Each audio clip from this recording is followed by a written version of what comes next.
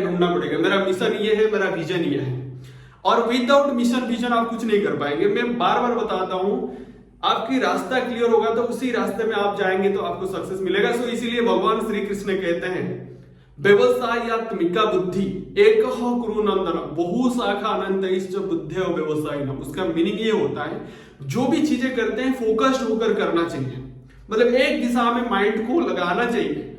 और सपोज एक बार हम लोग फेल हो जाते हैं और फेल होने के बाद हम लोग को बहुत सारे नॉलेज मिल जाता है और उससे कुछ एक्सपीरियंस भी मिल जाता है जो अच्छी तरीके से हम लोग काम कर पाएंगे भविष्य में।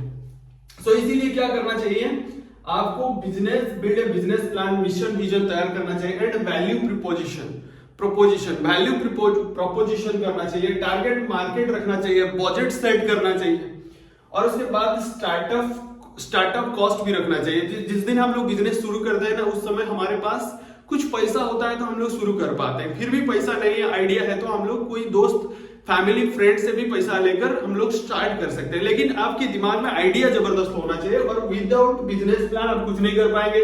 पहले बिजनेस प्लान है तो आप एक मिशन बनाइए, उसके बाद विजन बनाइए, उसके बाद आपको वैल्यू प्रोपोजिशन ढूंढना पड़ेगा, टारगेट ऑडियंस ढूंढना पड़ेगा और बजट तैयार करना पड़ेगा और स्टार्टअप कॉस्ट भी रखना चाहिए, जिसको हम लोग सीड कैपिटल के नाम से जानते हैं। मालूम हो गया। और उसके बाद नेक्स्ट पॉइंट आता है start the small MVP. MVP का मतलब क्या होता है, मिनिमम वायबल प्रोडक्ट।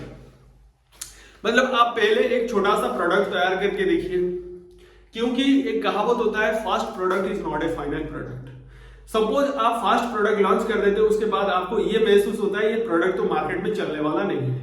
सो इसीलिए मैं बार बार बताता हूं fast product is not A final product, क्योंकि जब हम लोग कुछ काम करते हैं उसके बाद इंप्रूवमेंट करने के बाद हम लोग को सही चीजें मिलता है। सो इसीलिए शुरुआत दौर में आप ऐसे कभी सोचना मत क्योंकि मेरा फास्ट प्रोडक्ट फाइनल प्रोडक्ट बन जाए, नहीं, ऐसा नहीं होता है।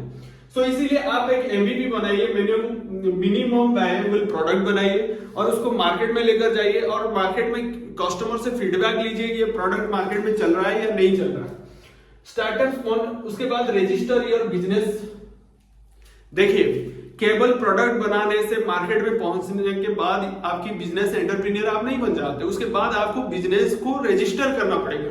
सो रजिस्टर करने के लिए किसके पास जाएंगे, एमसीए के पास जाएंगे। एमसीए कौन होता है, मिनिस्ट्री ऑफ कॉर्पोरेट अफेयर्स। मतलब ministry of corporate affairs site में आपको जाना है, आपके बिजनेस की जो नाम है उसको रजिस्टर कराना है और रजिस्टर करने के बाद आपके पास प्रूफ हो जाता है you can become an entrepreneur. आप बिजनेस कर सकते हो भारतवर्ष में। विदाउट एमसीए रजिस्ट्रेशन आप बिजनेस करते हैं तो आपको बिजनेसमैन इसके हिसाब से नहीं देखते, मतलब कुछ भी लीगल इश्यूज आ जाएगा तो वी कैन फेस द